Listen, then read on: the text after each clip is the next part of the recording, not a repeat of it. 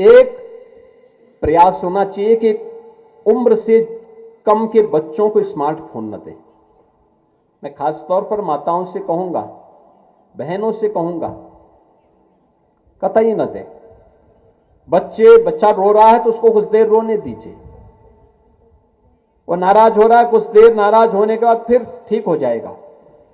एक ये जो स्मार्टफोन है, और जब दिन भर उसको देखता है ना, तो एक तो उसकी आंख की रोशनी पर प्रभाव पड़ता है।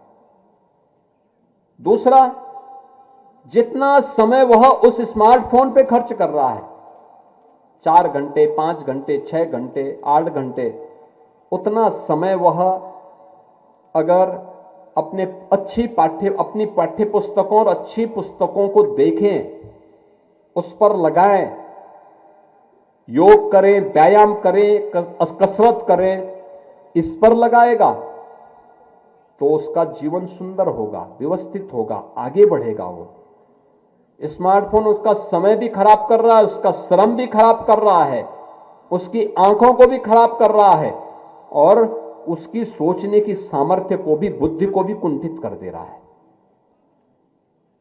डिप्रेशन का शिकार हो रहे हैं लोग। तमाम ऐसे गेम उसके साथ जुड़े हुए हैं जो गेम उसको नकारात्मक दिशा की ओर ले जा रहे हैं। तो नशा के साथ साथ स्मार्टफोन को भी रोकने की दिशा में एक नया प्रयास हमारा होना चाहिए। नशा को रोकने, नशा और स्मार्टफोन दोनों पर बराबर प्रहार। और जो हमारे युवा साथी हैं, उनको भी मैं कहूंगा स्मार्टफोन का कम से कम इस्तेमाल जितना हो सके उतना ही करिए। दिन भर उसको कान में बंद रखिए, दिन भर उसमें मत देखते रहिए। परिवार के बीच में है तो कुछ समय अपने परिवार के लिए निकाल लीजिए, परिवार के लोगों के साथ बातचीत करिए। भोजन के समय, पूजा के समय एकदम बंद करके रख दीजिए, उसको आने दीजिए जिसके फोन आ रहे होंगे।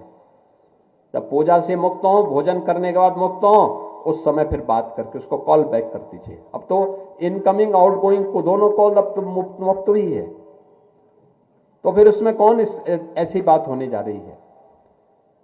रात्रि में सोते समय भी इसको बंद करके रखिए। इमरजेंसी हो तो इमरजेंसी में बात करने वाला व्यक्ति आपको सूचना दे दे, लेकिन सामान्य समय उसको बंद करके रखिए।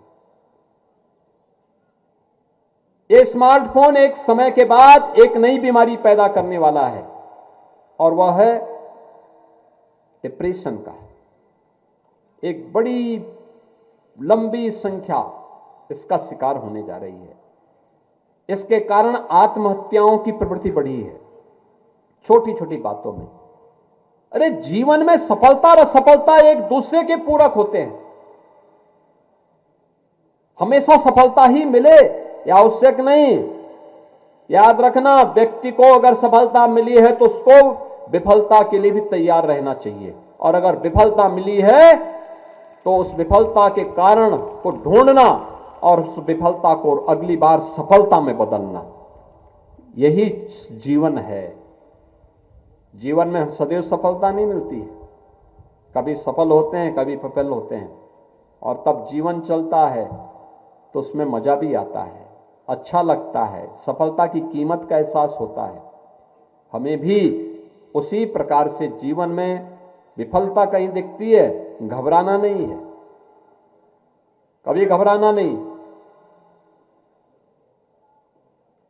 विफलता है, हम मुकाबला करेंगे। चुनौती हमारे सामने है, हम उसका मुकाबला करेंगे, उसको और अच्छा बनाने का प्रयास करेंगे। हम क्यों घबराएं? कोई आपके भाग्य को थोड़ा ले सकता है। और जब तक ईश्वरीय कृपा नहीं होती न, तब तक कुछ भी नहीं मिलने वाला है। और अगर ईश्वरीय कृपा हो गई है तो कोई आपको रोक भी नहीं सकता है।